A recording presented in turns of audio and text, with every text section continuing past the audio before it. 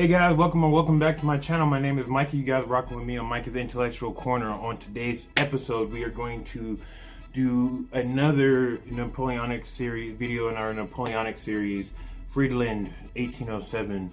Guys, with that being said, please remember to like, comment, and subscribe. We're just going to go right into it. Let's go.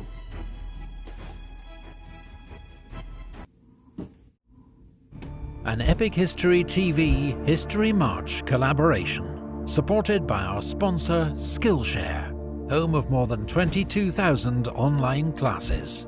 Find out about our exclusive special offer at the end of the video.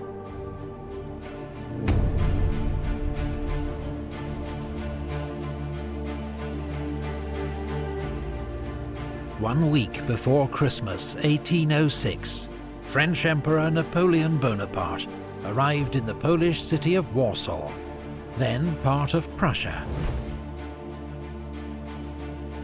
A year had passed since his great victory over the Austrians and Russians at Austerlitz, and 2 months since he'd hammered the Prussians at Jena. But Russia still had powerful forces in the field, the most important of which was the Russian First Army, commanded by General Bennigsen. Napoleon would not be master of Europe until it was defeated, and Russia and Prussia forced to make peace. Yeah, because I was about to say, cause, I think the 7 Years' War was just like, I want to say, like I think 40 years prior to this, and Prussia and Russia were just at war with each other. So obviously, yeah, they're forcing to make peace because of an external force such as Napoleon. Napoleon would not be master of Europe until it was defeated, and Russia and Prussia forced to make peace. But that winter, Napoleon's first attempt to trap Bennigsen near Pultusk got bogged down in thick Polish mud. The Russians withdrew to Białystok. The French army, half-starved and frozen, was ordered into winter quarters. While in Warsaw, Napoleon began a famous affair with a young Polish noblewoman, Marie Walewska. In the late 18th century, the once mighty Polish-Lithuanian Commonwealth had been swallowed up by its neighbours, Russia, Austria, and Prussia, in a series of annexations known as partitions. Until in 1795, a third and final partition wiped Poland off the map. Now, Polish patriots looked to Napoleon as their saviour, praying that his victories against their occupiers would lead to the rebirth of a Polish state. Marie Walewska became Napoleon's mistress in order...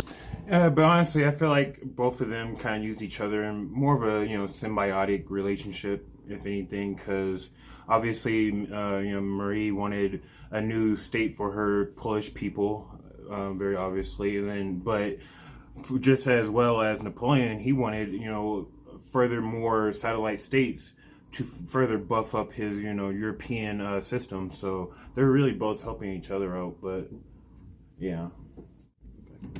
Rebirth of a Polish state. Marie Walewska became Napoleon's mistress in order to further this cause. Ordinary French soldiers, however, had little love for Poland. It was impoverished, freezing, and they missed home. Desertion rates soared. There were even 100 cases of suicide. Marshal Ney, commanding 6th Corps, sent patrols towards Heilsberg, looking for better quarters. What they found were Russian and Prussian soldiers on the move. They'd stumbled into a surprise winter attack by Bennigsen. Napoleon quickly laid a trap for the Russian army, ordering Ney and Bernadotte to retreat and lure Bennigsen west, while he led the rest of the army north to fall on his flank and rear.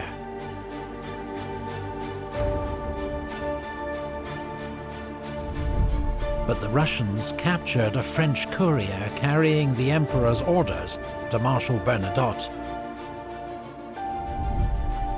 Bennigsen, now warned of the trap, ordered a retreat, fighting a series of rearguard skirmishes against the pursuing French. But he refused to give up the city of Königsberg without a fight, and turned to give battle at Eylau.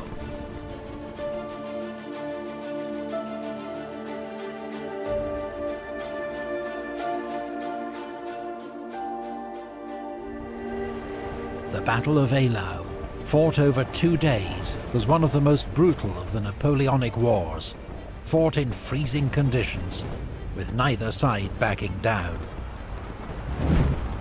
Marshal Augereau's 7th Corps, advancing into the face of a snowstorm, lost its way and was cut to pieces by Russian cannon fire. 5 French Eagles were lost. Napoleon's army was only saved by a devastating massed cavalry charge by 10,000 horsemen, led by the fearless Marshal Murat, and remembered as one of the great cavalry charges in history. At Eylau, for the first time as Emperor, Napoleon failed to win a clear victory on the battlefield. Pretty sure too, it was at this battle too that most of the, people who didn't obviously die, who were just wounded, most of them on both sides obviously died too, because most of them froze to death, with temperatures going from, I think, 23 degrees Fahrenheit to 3 degrees Fahrenheit, or within Celsius, I think -5 degrees Fahrenheit to -16 degrees Fahrenheit. So a lot of them were just freezing to death, pretty much, if they were just left there in the cold, with a bullet hole bleeding out, it's really, really devastating battle right here. I think doesn't get a lot of too much play in history. At Eylau, for the first time as Emperor, Napoleon failed to win a clear victory on the battlefield. He and the Russians covered up the true scale of their losses, but both sides are estimated to have lost a third of their armies in the carnage. After the horrors of Eylau, both armies sought time to rest and recover. Meanwhile, the newly formed French 10th Corps under Marshal Lefebvre besieged Danzig, held by 13,000 Prussians under General Kalkreuth. The city came under heavy French bombardment and infantry assault. After 8 weeks, with no prospect of reinforcement, the Prussian garrison surrendered on the 27th of May. Napoleon's northern sea flank was now secure against any possible Russian landing. The French Emperor now commanded an army 190,000 strong, against just 115,000 Russian and Prussian troops. But it was Bennigsen who moved first, launching a surprise attack against Ney's 6th Corps on the 5th of June. Ney conducted a brilliant fighting withdrawal. I feel like Bennigsen definitely should have done his homework on Marshal Ney, and not have gone for him, maybe somebody else, because he's already proved himself. So that was probably the wrong person to go after personally. But yeah, guys. 6th Corps on the 5th of June. Ney conducted a brilliant fighting withdrawal and escaped. Bennigsen, having lost the element of surprise, and with Napoleon advancing, retreated once more. 4 days later at Heilsberg, the French lost 10,000 men in a botched assault against Russian defences. But the Russians continued their retreat the next day. Napoleon thought Bennigsen would head north to Königsberg, but instead he retreated northeast, keeping to the east bank of the I say when it comes to the Battle of Heilsberg, 10,000 people, or 10,000 French were wounded, but again, at least they were wounded. They weren't killed, because I think only 1,400 actual soldiers were actually killed on the French side, but over 10,000 were wounded. And obviously, wounded can mean, have limbs blown off. It could also just mean shot in the shoulder or something. So, that's not as bad as it seems. At least I think for the Russians' impression, they lost a total of like 6,000 altogether. So it was pretty bad on both sides. But I think it was something that the French can definitely come back from. That's for sure. He retreated northeast, keeping to the east bank of the Eylau River. So when Napoleon's army marched north, it was Marshal Lannes's reserve corps on his right flank that next encountered the Russian army, near the small town of Friedland.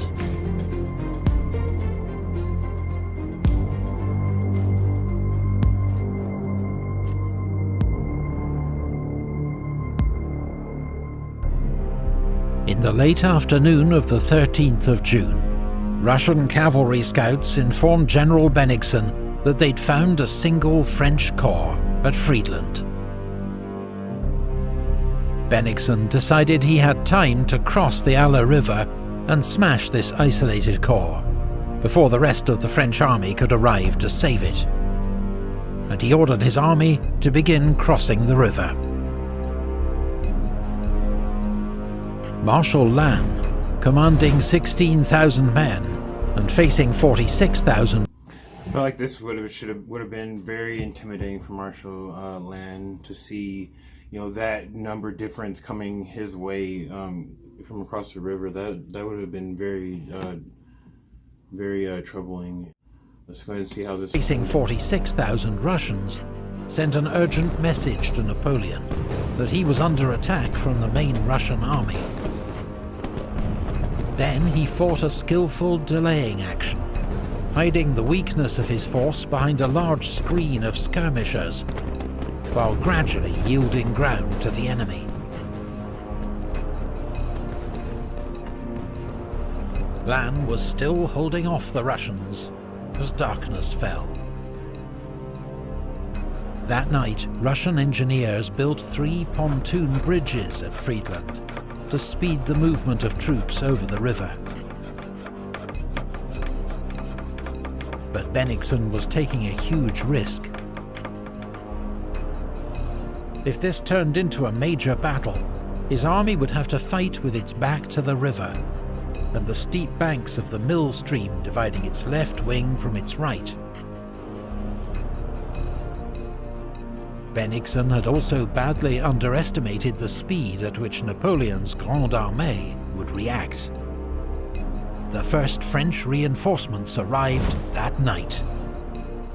The Emperor himself wasn't far. I feel like Bennigsen should have known better, to not know that the French were going to be, that fast in traversing the land to get to them. Because, think about it. The Russians have been fighting the French forces, or the Grande Armée, for 9 years now. So it's like, how can you not know, as a general, how do you not know these type of things when men's lives are in your hands, and you make a mistake as grand as this, as putting your back to this river, and not thinking that Napoleon and his army is going to be able to traverse the land as they've been doing. Like, I don't. Let's go ahead and keep it going, though, guys. Bennigsen had also badly underestimated the speed at which Napoleon's Grande Armée would react. The first French reinforcements arrived that night. The Emperor himself wasn't far behind.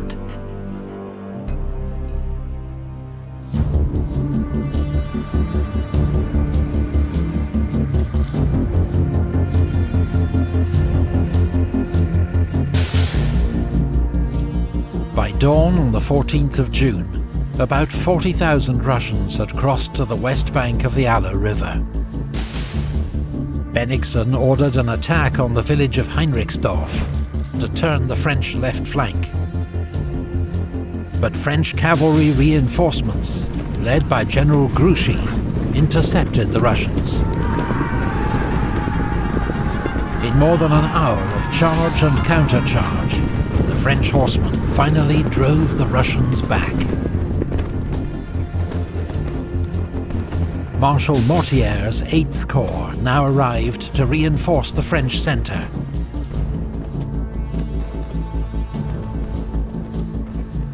In Sortlac Wood, General Oudinot's elite Grenadier Division fought stubbornly against Prince Bagration's left wing, but was outnumbered by the Russians and gradually pushed back. Around noon on a sweltering day, Napoleon himself arrived. At this point, it's done. It's done for freaking for Russia and Bennigsen. I mean, I feel like for his plan to even work, he had to have gotten rid of Marshal Land within like the first night for his plan to work. This man is what, day 2 into this, and at this point, you're done. That was such a horrible move on his part, in my opinion. But yeah, let's keep it going, guys. On a sweltering day, Napoleon himself arrived. He was soon followed by 1st Corps, commanded by General Victor, standing in for the wounded Marshal Bernadotte, as well as Ney's 6th Corps and the Imperial Guard under Marshal Bessières. The date, the 14th of June, held special significance for Napoleon. It was the 7th anniversary of his great victory over the Austrians at Marengo. A good omen, he declared.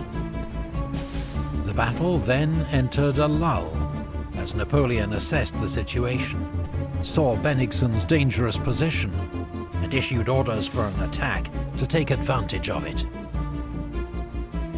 Bennigsen, meanwhile, who was tormented by ill health throughout the day, saw that he now faced the full might of Napoleon's army, and issued orders for a retreat.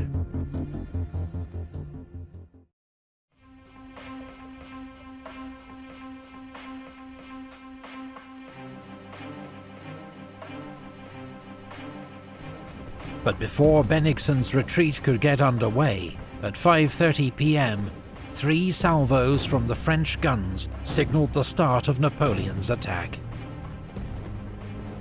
It was led by Ney's 6th Corps on the right wing, who first cleared Bagration's infantry from Sortlac Wood. But as Ney's troops left the cover of the trees, they came under heavy fire from Russian cannon across the river. As the French attack faltered, Prince Bagration rallied his men and launched a cavalry counterattack. Ney's corps retreated. But now General Victor's 1st Corps came up on his left. Its artillery commander, General Senarmont, advanced with 30 guns and blasted the Russians at point-blank range with case.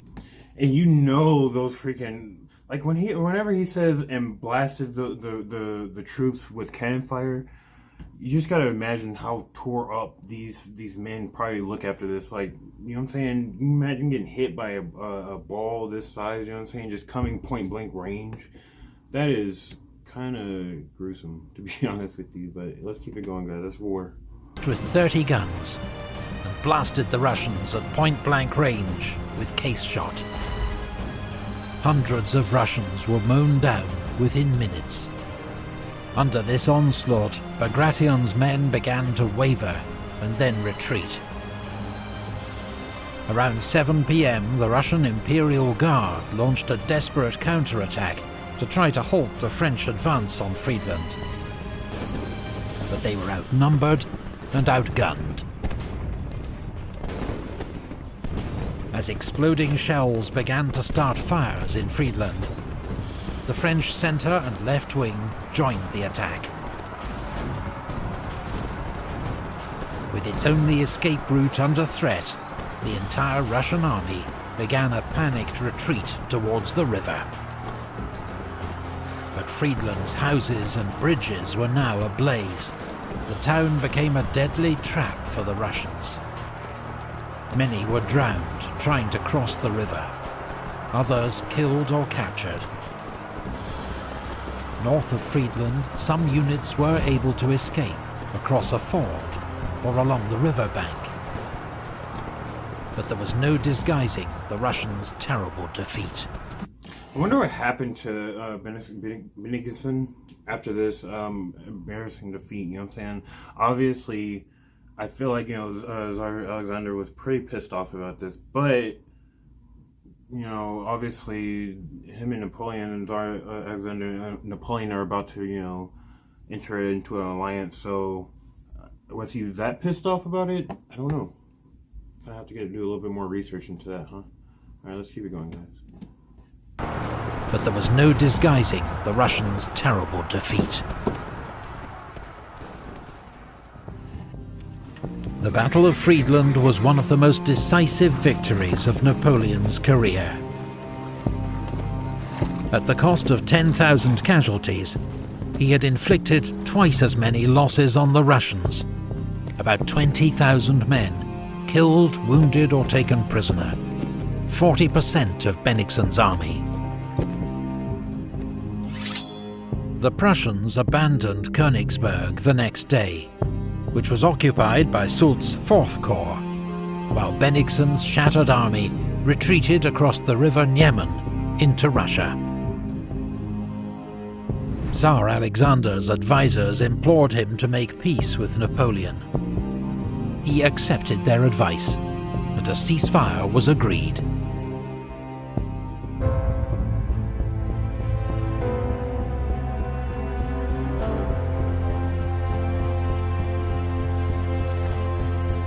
Alexander and Napoleon met for the first time aboard a raft in the middle of the river Niemen, near Tilsit, and developed an immediate rapport.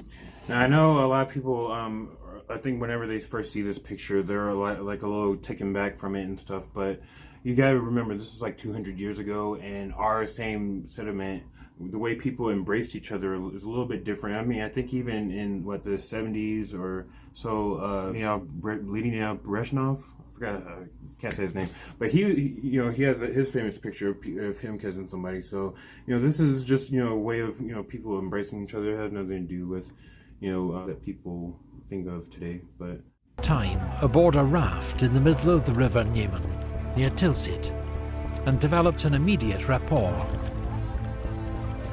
Tilsit proved to be one of history's great diplomatic summits, as the two emperors feted each other for days, with banquets, parades and concerts, then discussed affairs late into the night.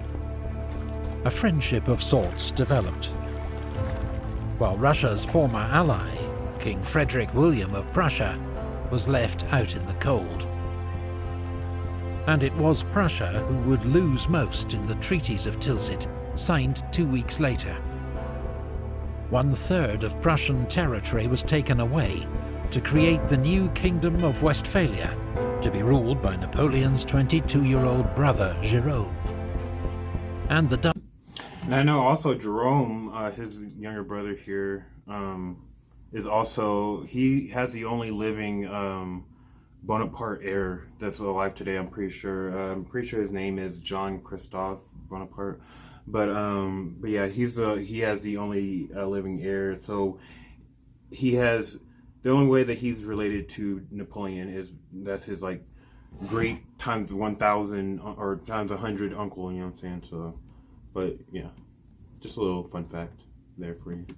Jerome, and the Duchy of Warsaw, to be ruled by the King of Saxony, which Polish patriots hoped would prove a stepping stone on the road to their own state. Polish troops were recruited into the Grande Armée, with Polish lancers even forming part of Napoleon's elite Imperial Guard. Russia only had to give up the Ionian Islands, as Alexander accepted an alliance with Napoleon that left the French Emperor master of Europe. Alexander even agreed to join the Continental system, Napoleon's economic blockade of Great Britain, which banned British ships and goods from all French-controlled ports. The system had been established the previous winter by Napoleon's Berlin Decree. Napoleon hoped that by cutting off British trade with Europe, he'd cause financial chaos and political upheaval in Britain, allowing him to make a favourable peace. there was just one problem. The Continental system didn't work.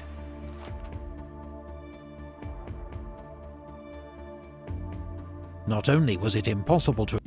Well, I know Russia does. I mean, think about it. Russia does not like the Duchy of Warsaw right on its doorstep, right after it just got finished partitioning it, just a few years prior to this. So, I feel like them, it's kind of like smiles in your face kind of thing, but them in the back of their mind, they're thinking to themselves, like, I'm kind of pissed off that, you just made this. So I'm pretty sure that's why eventually Russia ended up pretty much betraying Napoleon in the end.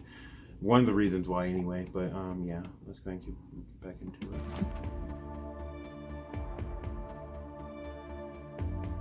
Not only was it impossible to enforce and undermined by widespread smuggling, the system damaged French trade just as much as British trade.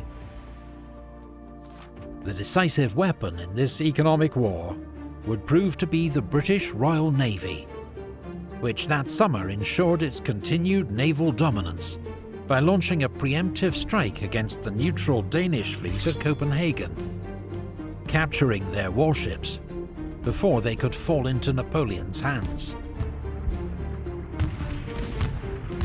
Royal Navy squadrons blockaded all major French ports, seizing any ships trading with France, while ensuring British merchants could continue to trade overseas in relative safety. The Navy even seized the tiny Danish island of Heligoland as a base for smuggling British goods into Europe. But most disastrously for Napoleon, the Continental system would draw him in. Yeah, that Suez Canal is looking pretty good right now, but I think it wouldn't be built for like another 50 years or something like that, until like 1859, I think it was built.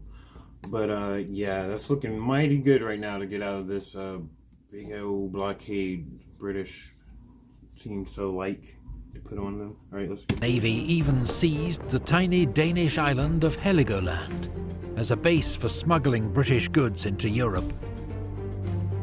But most disastrously for Napoleon, the Continental system would draw him into two conflicts that proved ruinous for his empire. The first would be fought in the Iberian Peninsula, where Napoleon decided to force Britain's ally, Portugal, to join the Continental system. In November 1807, French troops, supported by their Spanish ally, invaded the country. The Portuguese royal family fled to their colony of Brazil, as the French occupied Lisbon without a fight. It looked as though Napoleon had won yet another easy victory. But the Peninsular War was just beginning.